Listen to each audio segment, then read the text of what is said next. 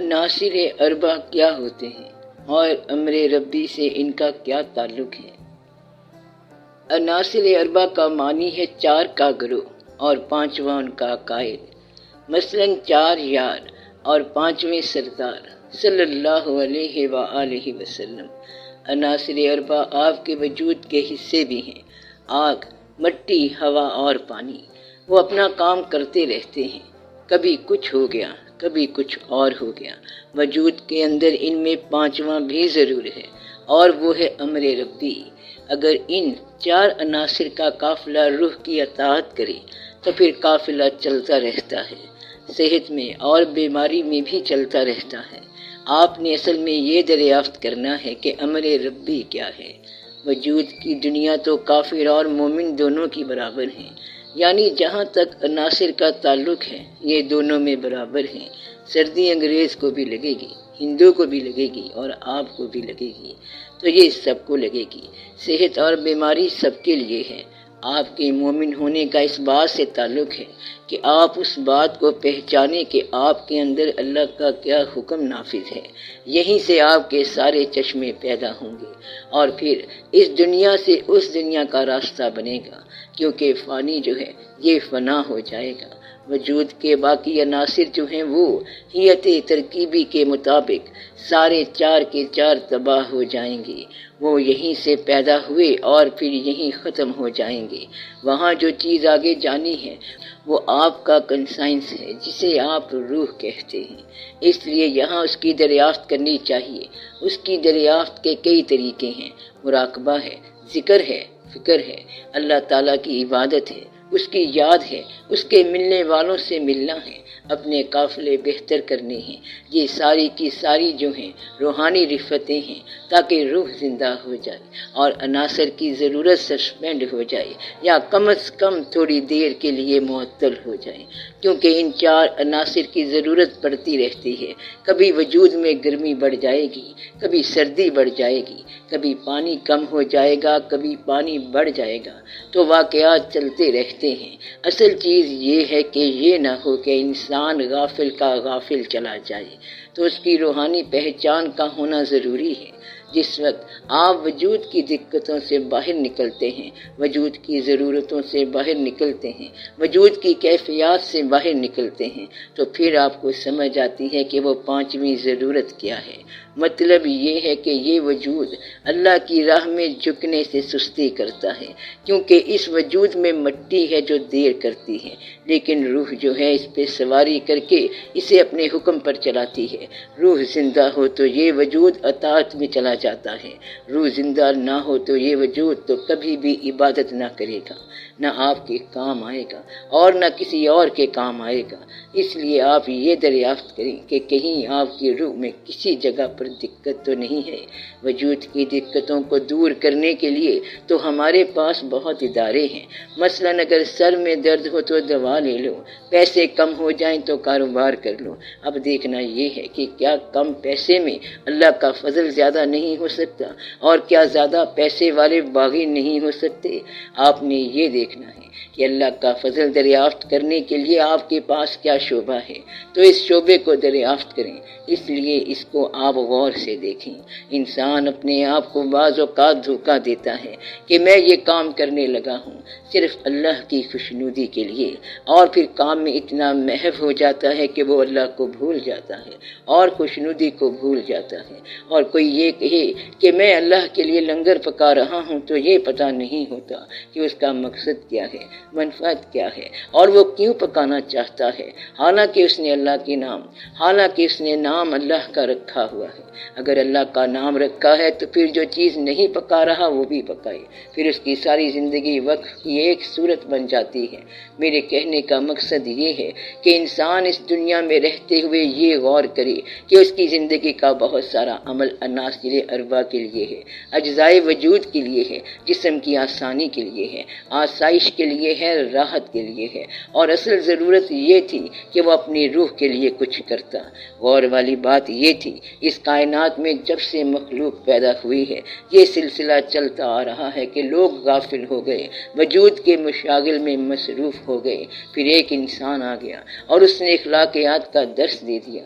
وہ اخلاقیات کا درس کیوں دیتے ہیں؟ تاکہ یہ باغی نہ ہو جائیں، اس لیے ان کو اخلاقیات سکھاؤ۔ اور اسی مخلوق کو جو وجود کے مشاغل میں مصروف تھی، جشن اور کھیل کود، لہو لعب وغیرہ، ان میں کوئی اخلاقیات والا آ گیا اور اس نے کہا کہ اے قوم، تم ظالم نہ ہو جانا، ایسا نہ کرو، وعدوں کا پاس کرو۔ تو کچھ اخلاق سکھانے والے آئے اور پھر پیغمبر بھی آئے۔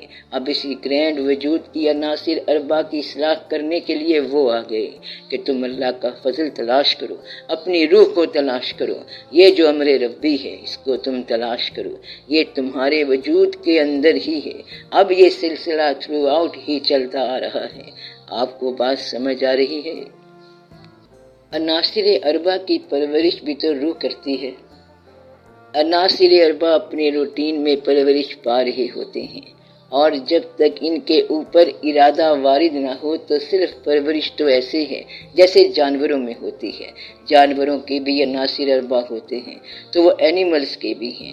انسانوں کے ہاں جو عناصر اربع کی پرورش ہے، مثلا چھوٹے قد سے بڑا قد ہو جانا، بچپن سے جوان ہو جانا، یہ روح کا کام نہیں ہے بلکہ یہ فطرت ہے۔ وہ فطرت جانوروں کو بھی پال رہی ہے، وہ فطرت بیج سے درخت بنا رہی ہے۔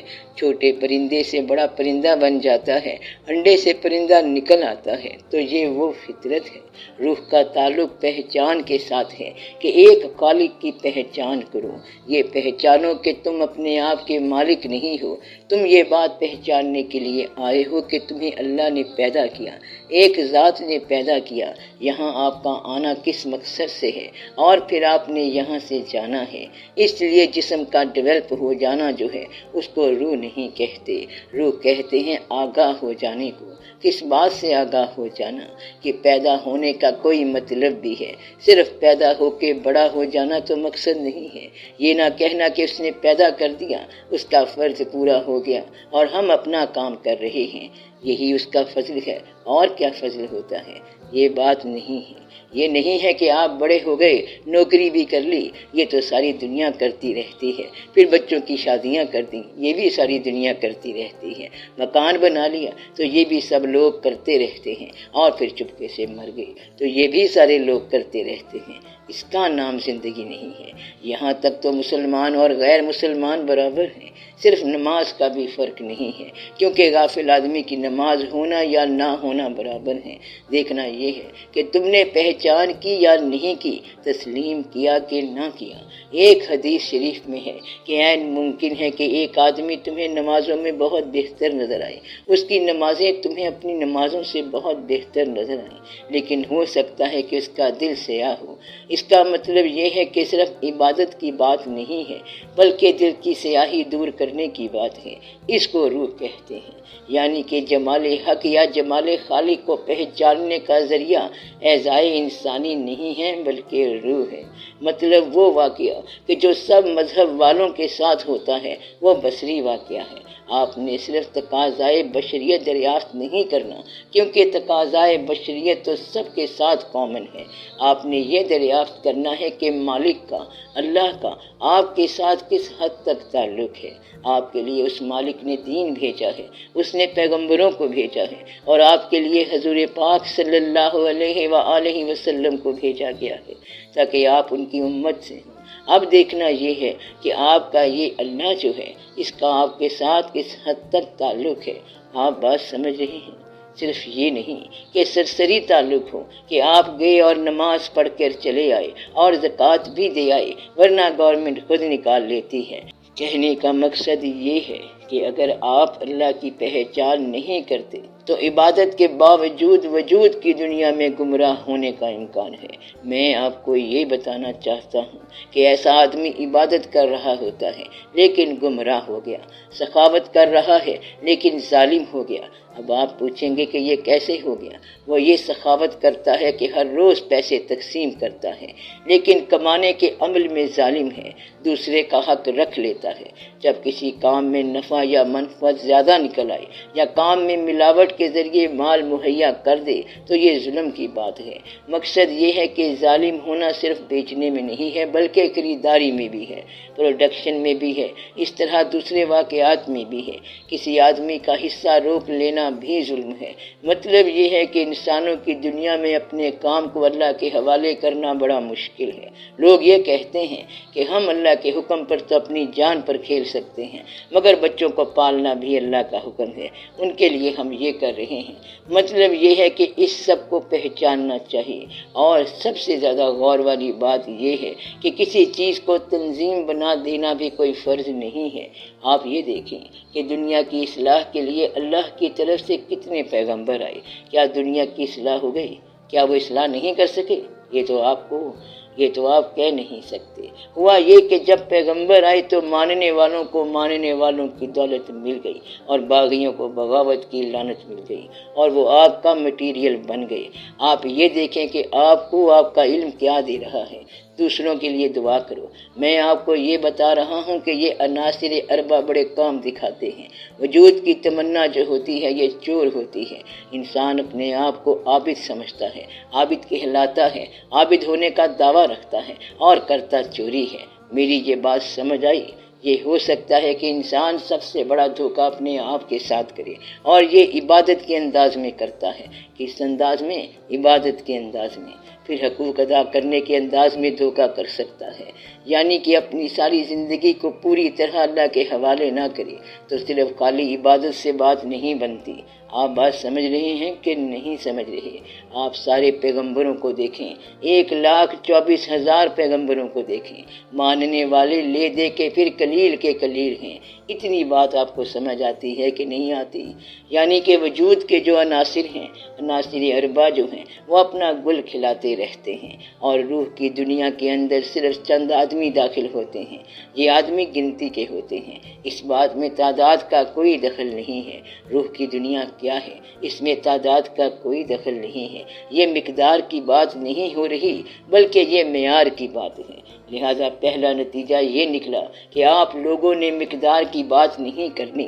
اب اس مقدار کو یہ کہتے ہیں کہ جس نے مال کو جمع کیا اور مال کو گنا تو وہ عام طور پر گمراہ ہو جائے گا، تو مال کو جمع کرنے والا بالعموم گمراہ ہو جائے گا۔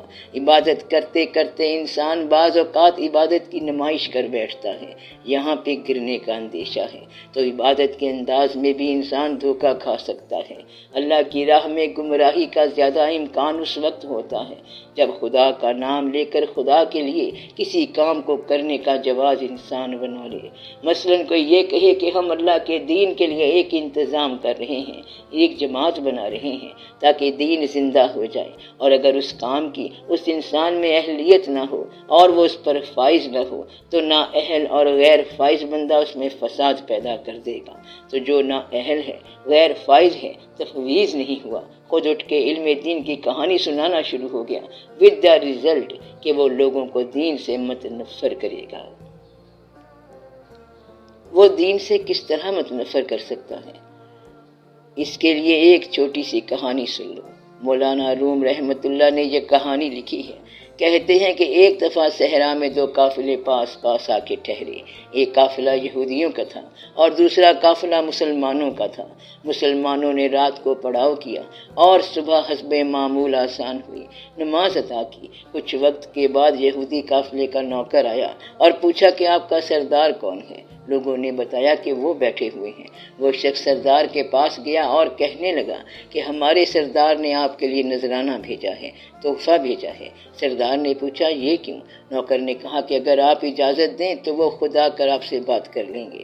مسلمانوں کے سردار نے کہا کہ ہم تحفہ قبول نہیں کرتے، پہلے اس کو بلاؤ تاکہ پتہ چلے کہ کیا بات ہے۔ پھر ان کی ملاقات ہوئی۔ یہودی سردار نے کہا کہ ہم آپ کو یہ نذرانہ دینا چاہتے ہیں۔ اس نے کہا کیوں؟ یہودی نے کہا کہ آج رات ہم آپ کے پاس رہے ہیں، اس سے ہماری بڑی الجھن دور ہو گئی ہے۔ اس نے پوچھا کیا الجھن تھی؟ یہودی نے کہا کہ میری بیٹی بیمار تھی اور آج صبح اس کی صحت ٹھیک ہو گئی۔ وہ کیسے؟ آپ کی طرف سے اذان کی آواز آئی تو وہ ٹھیک ہو گئی۔ اسے کیا بیماری تھی؟ اسے بیماری یہ تھی کہ وہ اسلام سے متاثر ہو گئی تھی اور اسے اسلام سے بڑا پیار ہو گیا تھا۔ اس نے تعلیم بھی حاصل کر لی تھی۔ آج صبح جس مؤذن نے کرخت آواز میں اذان دی تو میری بیٹی اسلام سے واپس آ گئی اور پھر یہودی ہو گئی۔ تو صرف کرخت آواز کا مؤذن اپنی آواز کے ذریعے لوگوں کو پورا متنفر کر سکتا ہے۔ جس کے دل میں خلوص نہ ہو، پاکیزگی نہ ہو، جس نے قتل کیا ہو، پورا قاتل ہو اور قتل کر کے کسی مسجد میں آ کے بیٹھ جائے، داڑھی رکھ کے خود کو چھپا کے بیٹھ جائے، تو وہ جب اذان کہے گا تو اذان میں اثر تو نہیں ہوگا۔ اسلام کے نام پر تنظیم بنانے والے اسلام کی خیر خواہی میں اس تنظیم میں شامل نہ ہونے والوں کو غیر مسلم کہیں گے۔ مثلا کوئی یہ کہے کہ مسلمان تنظیم ہے اور جو اس میں شامل نہیں ہوگا اسے وہ کیا کہے گا کہ تم غیر مسلمان ہو، کیونکہ مسلمان تو ہماری تنظیم میں شامل ہیں۔ اس لیے اپنی تنظیم کو مسلمان تنظیم کہنا، اسلامی تنظیم کہنا روا نہیں، کیونکہ ہم سب پہلے ہی ایک تنظیم کے ممبر بن چکے ہیں، یعنی حضور پاک صلی اللہ علیہ وآلہ وسلم کی تنظیم کے ممبر ہیں۔ اب آپ نے نئی تنظیم کیا بنانی ہے؟ جب ہم سارے اس تنظیم کے ممبر ہیں تو اس کے بعد سب تنظیم بنانا کسی کو زیب نہیں دیتا، تو وہ اسلام کے نام پر اسلام سے منحرف کریں گے۔ ایک آدمی دوسرے آدمی کے پاس گیا اور کہنے لگا کہ آپ ذرا کلمہ سنا دیں۔ اس نے کہا کہ جو میں نے پہلے کلمہ پڑھا ہوا ہے وہ کہیں غائب ہو گیا ہے۔ مسلمانوں کے گروہ سے ایک جماعت اٹھ کے باقیوں سے باز پرس کرنا شروع کر دے تو وہ بدظنی پیدا کرے گی، یعنی کہ مسلمانوں میں آج تک ایسا نہیں ہوا کہ مسلمانوں کو کسی دوسرے مسلمان سے اپنے اسلام کا سرٹیفکیٹ لینا پڑے۔ آپ کا مسلمان ہونا آپ کے اور آپ کے اللہ کے مابین بات ہے، آپ کے اور آپ کے رسول صلی اللہ علیہ وآلہ وسلم کے مابین بات تھی، اور اب یہ بات آپ لوگوں کے مابین کر دی گئی ہے کہ جواب دو کہ تم کون سے فرقے سے تعلق رکھتے ہو۔ گویا کہ آپ کا مسلمان ہونا اب اللہ تعالیٰ کے علاوہ لوگوں سے بھی جواب دہ ہے۔ تو اسلام کے نام پر یہ ایک صورت پیدا ہو گئی ہے۔ آپ کو میں یہ بتاتا ہوں کہ ہم سب اسلام کے گروہ کے لوگ ہیں۔ دیوبند ایک قصبہ ہے جو ہندوستان میں ہے اور بریلی بھی ہندوستان میں ہے۔ آپ کی دونوں تبلیغیں اور تعلیمیں وہاں سے ہوئی ہیں۔ شیعہ جو ہے یہ حضور پاک صلی اللہ علیہ وآلہ وسلم کے زمانے میں نہیں تھے، یہ بھی بعد کی بات ہے، اور پھر شیعہ کے مقابلے میں سنی بنا ہوگا۔ پہلے تو سب مسلمان تھے، پھر شیعہ بن گئے، سنی بن گئے، اہل حدیث بن گئے۔ اسلام تو بہت کافی تھا۔ اب جب تم شاخ تقسیم ہو چکے ہو تو اب تم وحدت الوجود میں کیسے آؤ گے؟ اب استغفار کر کے صرف مسلمان ہو جاؤ، فرقے سے توبہ کر کے مسلمان ہو جاؤ۔